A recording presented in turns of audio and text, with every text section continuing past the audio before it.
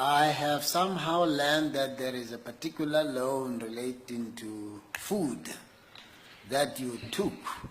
Yeah. And I raise these things because many people in South Africa are poor and they could be inspired not to lose hope no matter their circumstances if they were to hear your story, considering the position that you have been nominated for.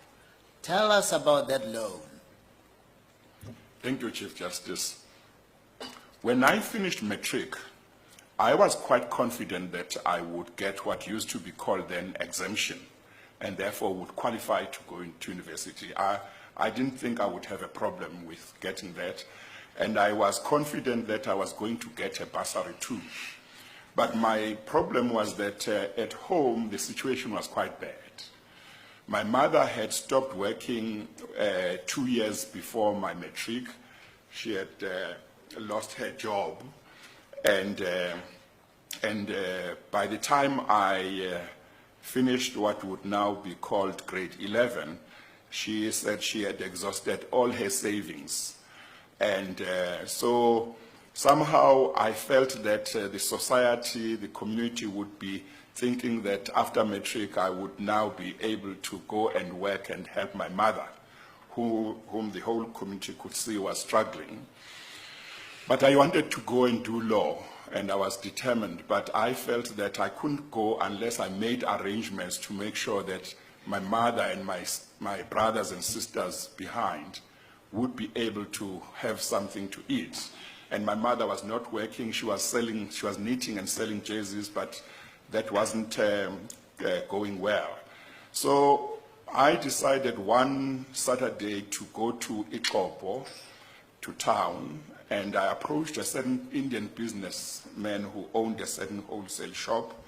I told him my story, said I wanted to go to university and study, but this is the problem. Is there any way he could give me a loan which I would use to support my mother and my siblings, so that after I'd finished my degree, I could then pay him back?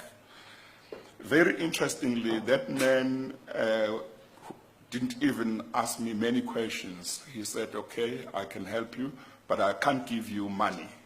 I'll give you a voucher, which you must give to your mom. Once a month, she must come to my shop, and she will be given groceries up to the value, I think it was 20 rand, if I'm not mistaken, 20 rand or 40 rand, but that was a lot long of money time back ago. then. Yeah, it was quite some money then.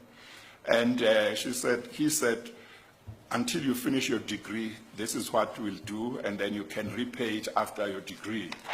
So I was very happy. He didn't ask me to sign anything. He just took my word. And my mom could not believe it when I came back from town and told her that I had been able to make arrangements so that they would be able to have groceries while I was studying. And that is what happened for 3 years. And when I'd finished my junior degree, I went back to this man. His name was Mr. Musa, and thanked him and asked him what arrangements we could make for me to pay back.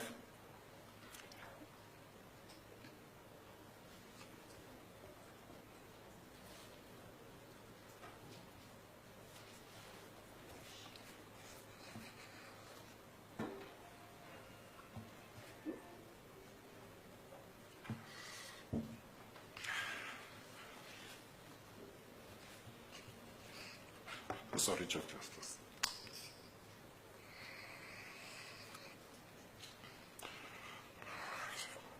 So he said, no, don't worry. Just do to others what I've done to you. And I thought that was very important. And in my own small way, I tried to do that. Until now. Yes, Chief Justice. Now,